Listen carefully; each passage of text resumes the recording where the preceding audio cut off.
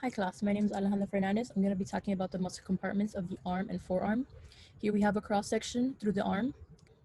The humerus bone divides the arm into two compartments.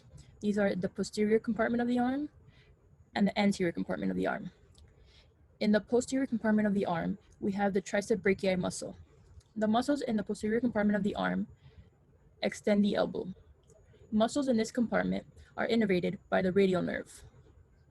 In the anterior compartment of the arm, we have the brachialis and the bicep brachii.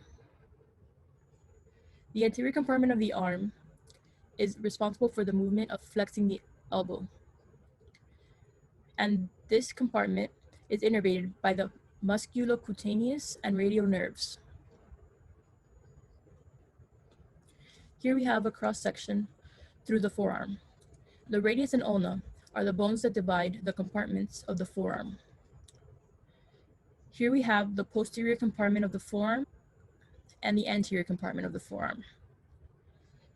In the posterior compartment of the forearm is where we have our extensors. Muscles in the posterior compartment of the forearm are responsible for extension of the wrists and fingers. In the anterior compartment of the forearm, we have our flexors. The anterior compartment of the forearm is responsible for flexing the wrists and fingers. Muscles in the anterior compartment are innervated by the median or ulnar nerve. Muscles in the posterior compartment are innervated by the radial nerve. Students tend to confuse the movements of flexion and extension at the arm and the shoulder with the movements of flexion and extension at the forearm and the elbow. So flexion and extension of the forearm at the elbow, this would be flexion, this would be extension. Flexion and extension at the shoulder would be flexion and extension.